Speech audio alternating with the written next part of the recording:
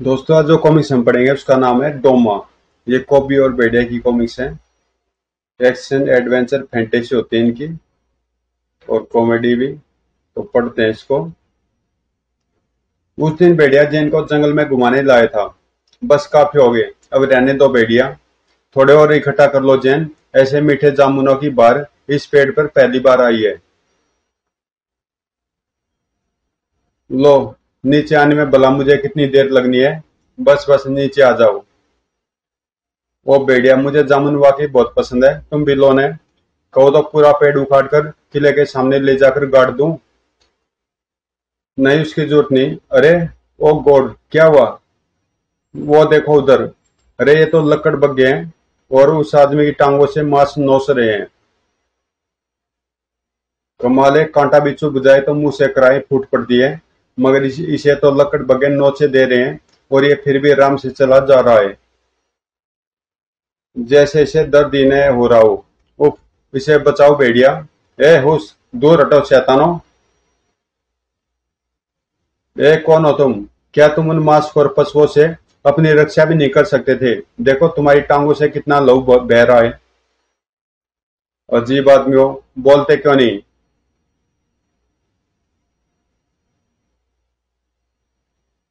अरे ये तो एक भी शब्द बोले बिना चला गया, कमाल है।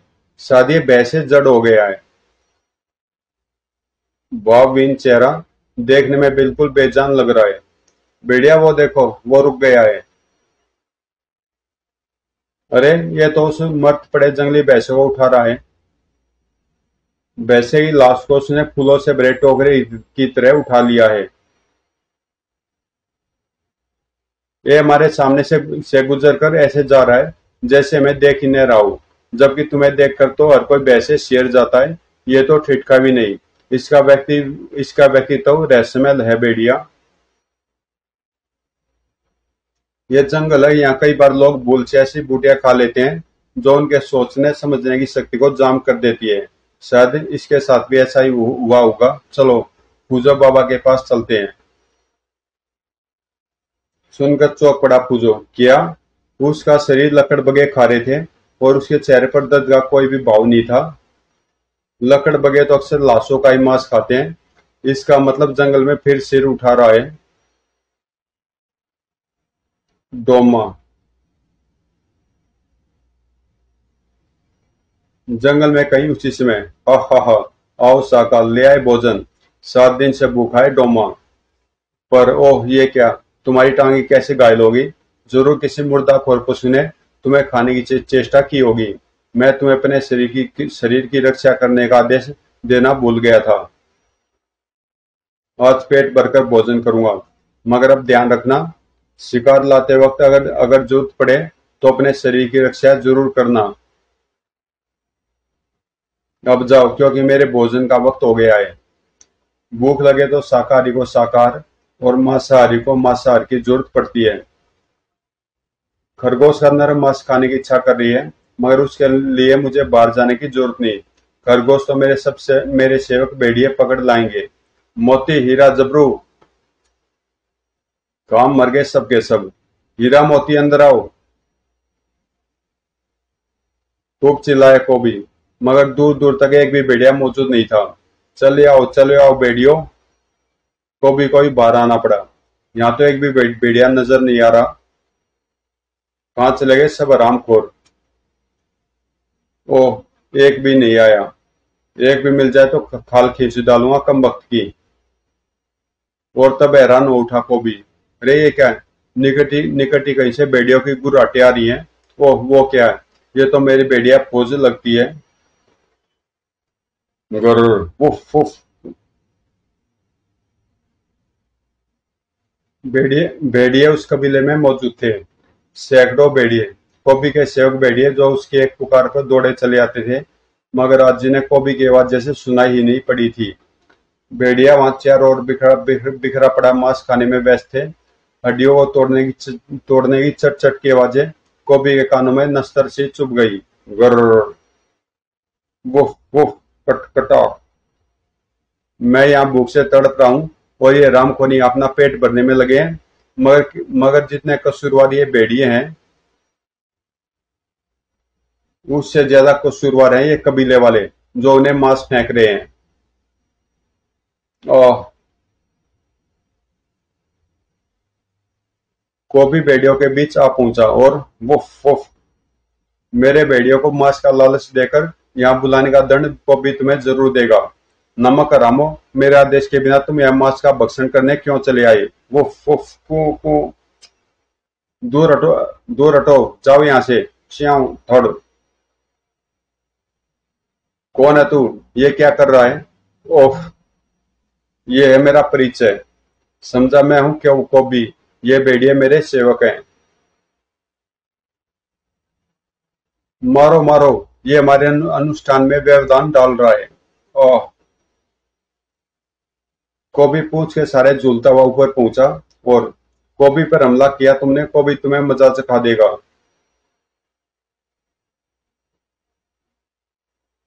घायल शेर की तरह खतरनाक हो गया कोबी। ओह थम। इधर सरदार जंगारू को जगाओ। कोबी हंगामा मचा रहा है। भेड़िए चले गए तो सरदार की सारी साधना व्यर्थ हो जाएगी। सरदार सरदार जागो जागो। कैसी साधना कर रहा था सरदार जंगारू। एक भयंकर हुंकार के साथ समाधि पर खच्चे उड़ाता बाहर निकला सरदार जंगारू। समाधि की सीढ़ियां चढ़कर जंगारू मुंह से आग उगलता बाहर आ गया। मेरी समाधि को भंग करने का दुस्साहस कैसे किया? जानते नहीं अनुष्ठान कितना जरूरी है। हजारों साल पहले की उस ताकत को जिंदा कर रहा हूं मैं, जिसके जी उठते ही पूरे जंगल पर हमारा राज होगा। बोलो क्यों जगाया मुझे? समाज सरदार, तुम्हें जगाने का कारण यहाँ नहीं, वहां है। वो कौबी है। वो कहता कि भेड़िया इसके सेवक है। वो अपने भेड़ियों को लेकर जा रहा है। ये तो बड़ा अजीबोगरीब भेड़िया है रे। जंगल चट्टान की तरह कौबी की राह में आ डटा। ठहरो, भेड़ियों को लेकर कहाँ जा रहे हो? तुम कौन होते हो ये पूछने वाले? इस कबीले का सरदार जंगारू। मैं भेड़िया देवता को प्रसन्न कर रहा हूँ।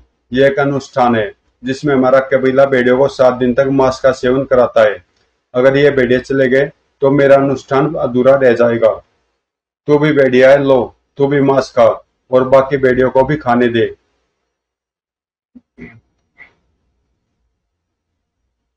मुझे तेरी भीख नहीं चाहिए। चल हट, मेरा रास्ता छोड़।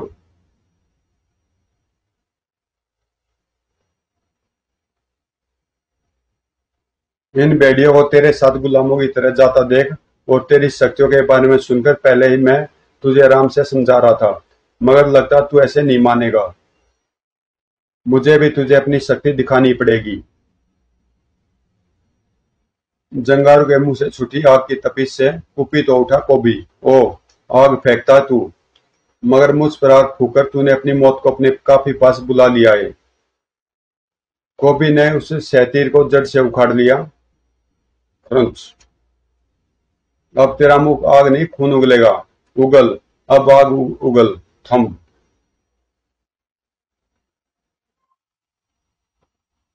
मैं तुझे जलाकर राख कर दूंगा कोबी। लपटों की तपीस पूरी तरह महसूस कर रहा था कोबी। और तब उसने बढ़ाई पूछ। आग की लपटें तू जिस मुंह से फेंक रहा है, मैं उसका रास्ता ही बंद कर देता हूं, तेरा गला बीच कर। और अगले पल कोबी ने पूछ के फंदे को खींच दिया। आह।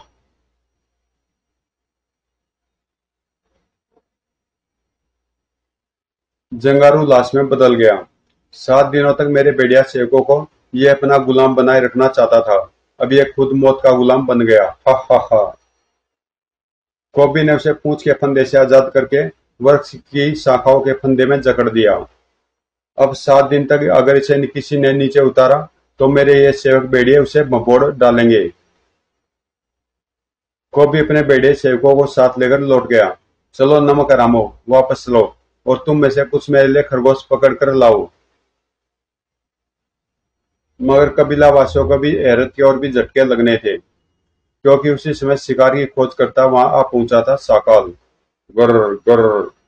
भेड़िए उसे देखकर भयानक ढंग से गुर्राकर जैसे चेतावनी सी देने लगे। मगर न तो उसके कदमों को रोक सके और न ही उसके हाथों को। साकाल ने जंगार की लाश को फंदे से उतारा।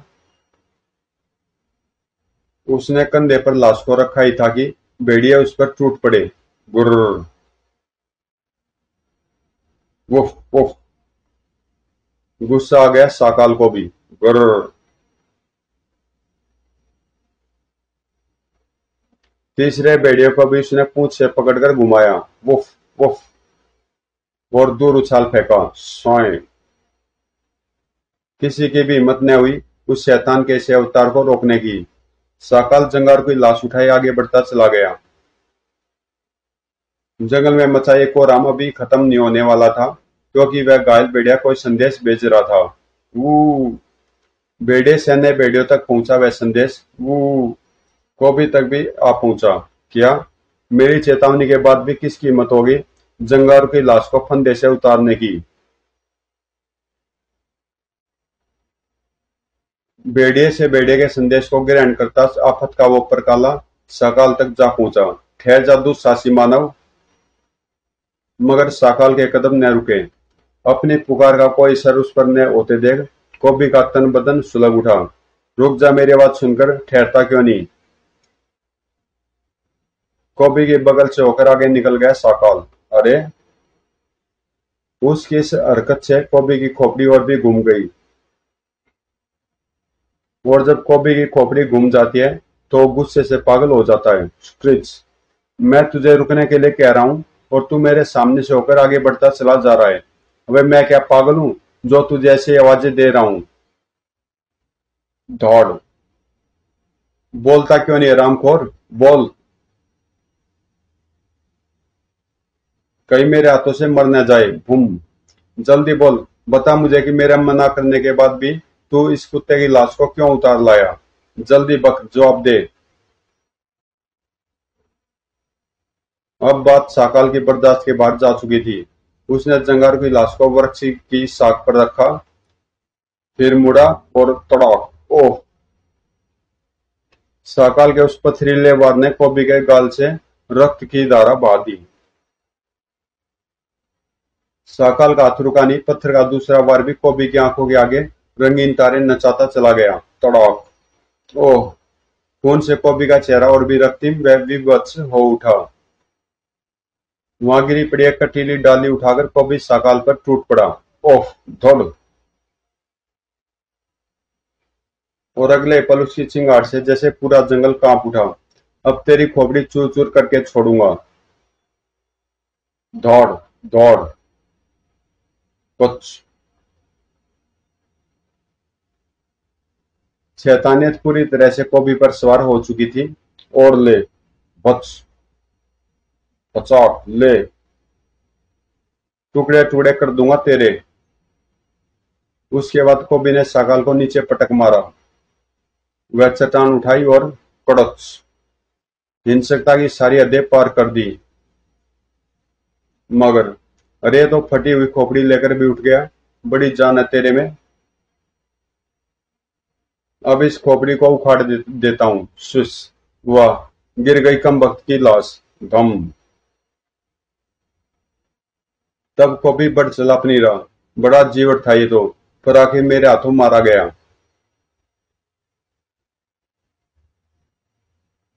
काश उस विचित्र दृश्य पर भी उसकी निगाहें पड़ जाती। एक अद्भुत रोशनी उस लाश को छोड़कर वायु में उठ रही थी। वह विचित्र ऊर्जा सागाल के बुरी तरह से टूटे फूटे क्षतिग्रस्त हुए जिस्म में से निकलकर वृक्ष पर टंगी जंगार की लाश में समा गई। कर्र। अगर कोई उस दृश्य को देखता तो उसकी रूह फना हो जाती, क्योंकि वृक्ष पर टंगी जंगार की लाश ने न सिर्फ आंखें खोल दी, बल्कि वह वृक्ष से नीचे भी उतर आई और साकाल की शत विकसित लाश की ओर बढ़ी। हम्फ। अब जंगारू साकाल की लाश को उठाकर ऐसे चल पड़ा जैसे कोई घसियारा घास के बंडल को उठाकर चल पड़ता है। हफ। अति भयानक मंजर था। ये क्या? लाश लेकर तो साकाल को आना था, पर साकाल की लाश लेकर ये कौन आ रहा है? मैं तुम्हें बोलने की शक्ति देता हूँ, बताओ क्या हुआ था। डोमा, मैं सरदार जंगारू की लाश आपके भोजन के लिए लेकर आ रहा था, मगर रास्ते में भेड़िया मानो कोबी से जंग में मेरी लाश शत विकसित हो गई और मेरी ऊर्जा जंगारू की लाश में समाकर मेरे शरीर को यहाँ ले आई। किसी भेड़िया मानव कोबी ने मेरे डोम को मार डाला। जो मेरे डोम को मार सकता है वो तो जरूर कोई भयानक शक्तिशाली इंसान होगा। डोम, क्या रहस्य था डोम का? मुझे उसके बारे में अधिक से अधिक बताओ जंगारू। हाँ, अब मैं तुम्हें साकाल नहीं जंगारू ही कहूंगा। जंगारू से बताता चला गया कोबी के विषय में। तब, सावधान कोबी, डोमा अब तुझे अपना डोमा बनाएगा और आज के बाद कोबी लाया करेगा मेरे लिए शिकार। हा हा हा। जंगारू, मुझे कोबी चाहिए, जाओ उसे लेकर आओ। और जाने से पहले मैं तुम्हारी आवाज वापस ले रहा हूं, ताकि मेरा रहस्य रहस्य ही रहे। खामोशी धारण करके जंगारू वहां से निकलता चला गया। इधर पूजो भेड़िया को इतिहास के पन्ने दिखा रहा था। कई बार कुछ वस्तुएं या स्थान साधारण लगते हैं, लेकिन यह बात कोई शोधकर्ता ही जानता है कि साधारण सी दिखने वाली उन वस्तुओं या जगहों में रहस्यों की इतनी गहराई है कि न जाने उनमें कितने कुतुब मीनारे, एफिल टावर और एम्पायर स्टेट बिल्डिंग समा जाए। जैसे आकाश के रहस्य, समुद्र के रहस्य और जंगल के रहस्य।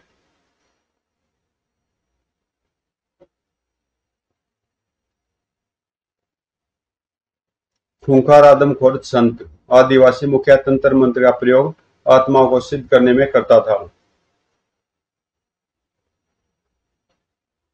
और कहते हैं कि उसकी उम्र 2000 साल थी। डोमा अपनी शक्ति से उसे जीवित करा लेता था। उनके कबीले में जब भी कोई मरता था तो वो उसकी लाश उल्टी लटका देते थे।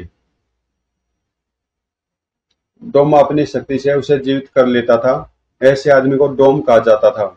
डोम में सभी शारीरिक प्रक्रियाएं एक इंसान की तरह फिर से शुरू हो जाती थी।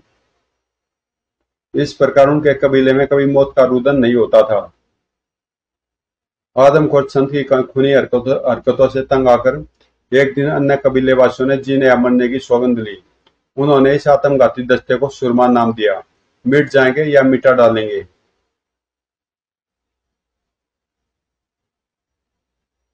सुरमा लड़ाकों ने संत पर इतना जबरदस्त आक्रमण किया कि उन्हें संभलने तक का अवसर नहीं मिला।